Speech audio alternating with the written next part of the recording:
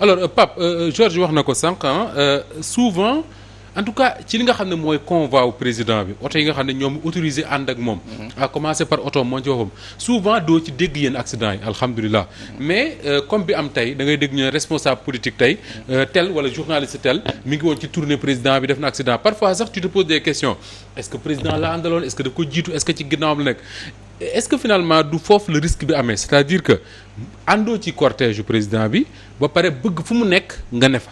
est-ce que du foofu le risque bi amee ak daw yi ak xel yi ñuy daw ci tali bi aussi. effectivement mais boo gisee sax conception wu cortège Moustapha. balaa président di déplacé wu. dafa am li nga xam ne dañ koy foowee. mais mooy que presse bi. c'est-à-dire autant le protocole du président ni muy demee di préparer la tournée. le bureau de sécurité de la présidence ni muy demee di préparer la tournée. autant la presse noonu lañ leen war a boolee ñu dem defi état des lieux balaa président dem fa. ah oui non. ça moom c'est réglementaire hein ça c'est ce qui est prévu. C'est-à-dire autant la sécurité ni mu fay demee pour jàngat terrain bi. oui protocole président na mu fay demee pour jàngat xool. voilà et tout lieux yi président war a dem. salles yi mu war a dugg et consort autant la presse est inclus dans ce dispositif c'est-à-dire d'aller sur place d'abord xool lan moo fa xew. oui. ba pare soog a ñëw préparer wu en conséquence. mais yooyu souvent duñ koy jël en compte mooy indi nag li Georges di wax sànq gars yi. ku ci nekk muy journaliste yi muy homme politique yi. ku ci nekk lan mooy sa intérêt principal. mooy njëkk fa àgg parce que faw yow yaakaar nga ni yow faw tant que njëkkoo àgg. doo mun a def sa liggéey bu dee journaliste nga bu dee homme politique nga kenn du la mën a gis. et puis Moussa Ba tamit nga may ma tuuti ñu revenir sur le coût justement de ces cortèges là. Oui. C'est des coûts extrêmement chers. te dafa li muy jar en matière d'argent c'est-à-dire coût déplacement président li muy jar. moo wax ni que nag. Cour des comptes.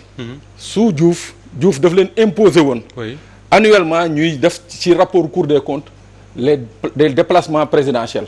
Ah oui. mais depuis bii Wade yéegee ak léegi. ak président Macky Sall loolu daanaka xaw ma ndax Cour des comptes mu ngi koy def mais gisatuñ ko ci benn rapport. su ma la déggee Pape mën nañ évaluer cortège yu président yi ñaata la coûté Sénégal. grosso modo. oui.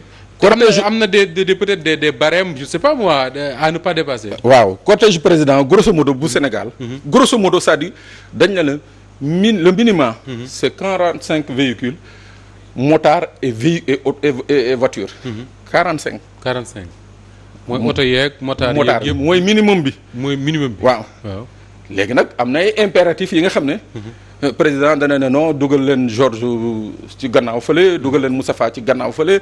ainsi de suite ba des fois convoi bi mun na egg ba 70 véhicules.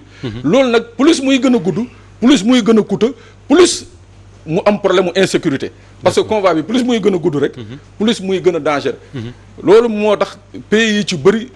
dañ dem ba ci biir ils ont compris que. plus le convoi est court.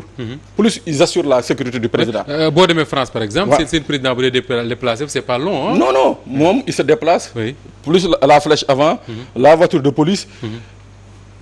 la voiture suiveuse. mooy suiveuse bi nga xam ne qui est identique. oui suiveuse lañ ko tuddee. waaw suiveuse bi nga xam ne qui est identique.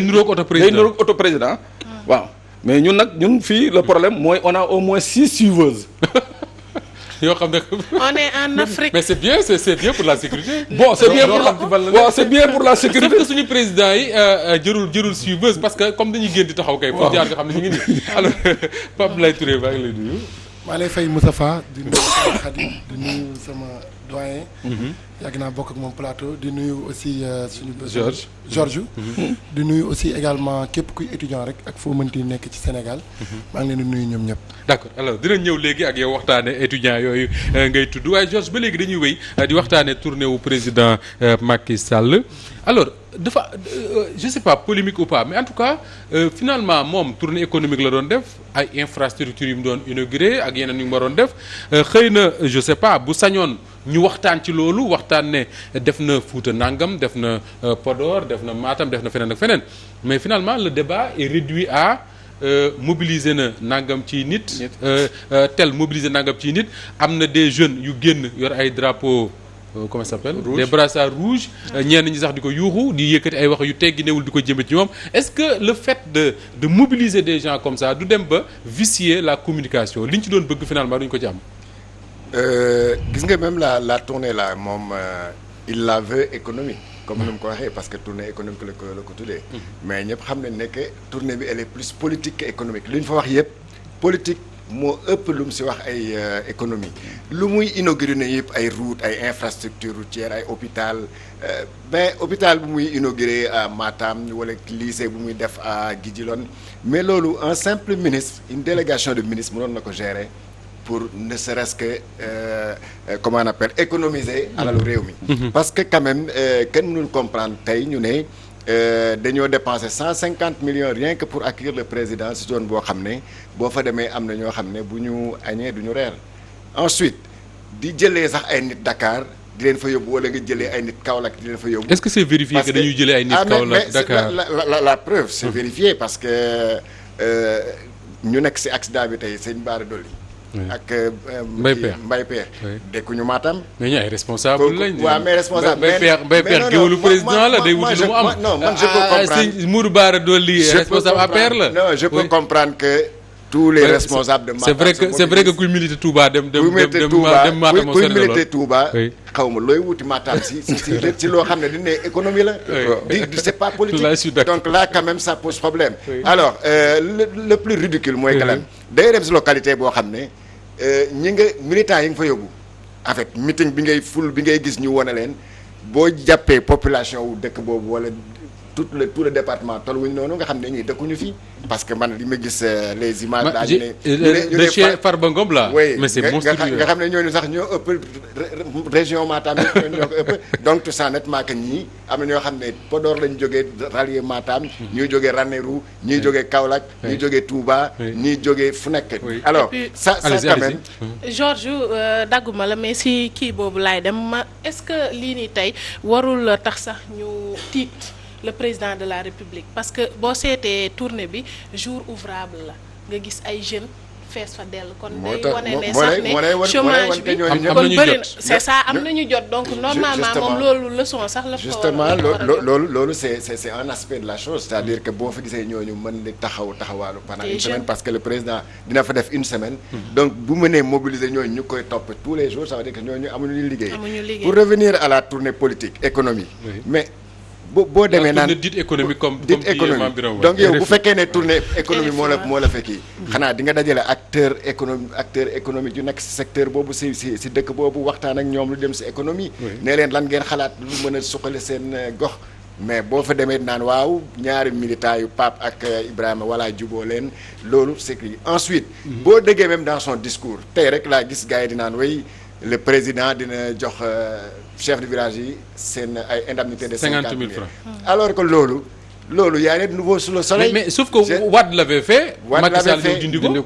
loolu foofu laa jëm loolu Wade moo ko fi indi après les événements du 23 juin 2011 Wade dans sa volonté de remobiliser les populations ak jéem a wone ne que voilà il avait demandé à Maître Ousmane Ngom moo xam ne kon ministre de l'Intérieur fait un tour dans le pays pour déglu doléances population bi quand ils sont revenus gis nga fi ñun wax à Yoff la village bi fu amoon le village de du Fesman foofu la dajalee tous les chefs du village du Sénégal ils étaient 2000 mu ne leen wax leen ma seen doléance moi j'ai couvert l'événement ça a commencé de 10h à 18h chef du village mu nekk 8 heures de temps waaw ku nekk di wax ba mu nee leen léegi xam nga lan la dinaa leen jox ay salaire parce que yéen vous remplissez des missions de service public chef du village dafa war a am salaire parce que parfois nit dina feebar ñëw si yow loolu indi woon joxoon leen ay oto également voilà mu jox leen oto nee leen parce que am na oto yoo xam ne ambulance lay nekk daanaka voilà parce que am na chef du village yoo xam ne dañ ne suma dëkk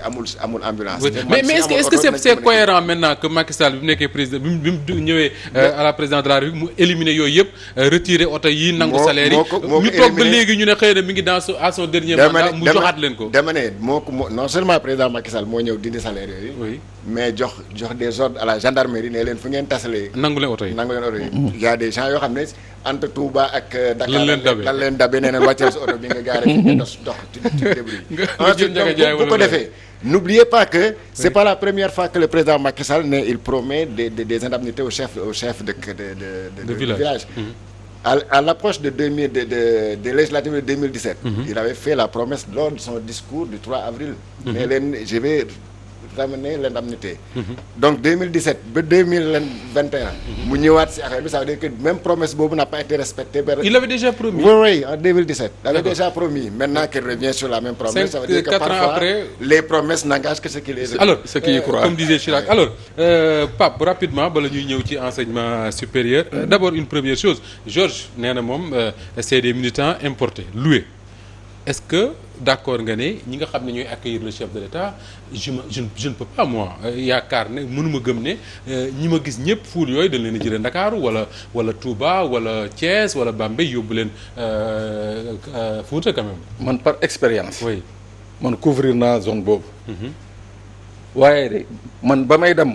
en tant que journaliste. oui kaaru militant yi nga xam ne man ñoo ma topp man. yéen a ànd dem. non maa leen jiitu quoi mais. oui effectivement je confirme li Georges wax. bari na ñuy yóbbu. bëri na mais bi ci gën a bii nii tournée président bi ci gën a yéeme gis nañ ci benn cas bi nga xam ne ça a été traité à la gendarmerie de Podor. mu ay militants yu dem ay boy yu dem taal kaaru jàmbur. ma yaakaar ne waxu réseaux sociaux yi rek la. non source A moo ko traité. ay militants. yu dem taal benn car location bi leen yóbbu woon. waaw ñu saccagé ko. waaw parce que justement. kontaan ñoom 15 000 francs lañ leen jox à côté ñeneen ñi leen di jox 35 000 et consorts donc ils étaient contents donc loolu moom. textuellement li source A wax rek mooy bétail électoral boobu tant que bàyyiwuñu ko. on ne sortira pas de ces histoires d'accidents et consorts mooy benn ñaar ça day participer également ci lu bëri lii nga xam ne xaw ma day nax président dañuy nax président ou bien moom loolu moom c'est un ancien ministre de l'Intérieur ou bien ça moom ça peut-être que quelque part ça lui permet de se rassurer moom waaw bu gëstoo gis mbooloo moom yëpp xëy na moom quelque part benn gage la pour moom il est rassuré et puis assurance bi muy dégager bu gisee mbooloo mi est-ce que gëmul kon loolu tamit voilà parce que boo gisee ni muy comme ni ko xale yi di waxee njaab bi muy njaab donc tu dis que ne dafay dégager assurance li ma gën a jaaxal te loolu laa gën a déplorer ci déplacement yi de foule là. man c'est en tout cas Sénégal rek laa gisee quand le président se déplace là ay ministre di jouer à l'apprenti ñii di mel ni ay apprenti ñii di mel ni ay coxeur de langaamu ci oto bi loolu xaw ma fan leen ko teg def mel ni coxeur comme ça ay des personnalités boo fa daanoo ñu ne lan looy wax yow kay mobiliser rek te nga jàpp si njaawul am sa fula mais vraiment tu te fais mal. mais Georges est-ce que mobilisation boobu sax war na ci tournée économique. mais demal France Nicolas Sarkozy keroog ma ne. Macron bu ñu koy mbéj. est-ce que gis nga fa ministre langaamu koy wala kii mais d'ailleurs la dame bi mu waroon àndal député et c'est intéressant d'ailleurs li Georges di wax benn député bu mu waroon àndal député nu mu tudd sax République en marche mu ne moom fekkiwul mbéj bi parce que dafa accueillir président mais comme loolu noonu beaucoup c'est pas prévu dans le protocole moom dafa dem doxi soxlaam bàyyi président mu continuer tu vois ce que ça fait alors mais yéen ñett ñi parce que yéen a ko fi wax boobu léegi est-ce que nag mënu leen a positiver un peu se dire que ni le président Macky Sall dafa dem Fouta waa Fouta génne accueillir ko parce que dafa leen defal lu ñu fa mësul am ay tali je sais pas moi ay pont ak leneen pourtant ñu ngi dégg Fouta Tampi de non mais Fouta Tampi mais comme disait l'autre Fouta Fofti Fouta apaisé est-ce que du oui c'est que nag man xam naa ni il a investi au Fouta oui mais boo jëlee ay dëkk fàtte naa dëkk bi nu mu tuuti parce que j'ai été là-bas la dernière fois après Ndioum après Gaadiobé Cheikh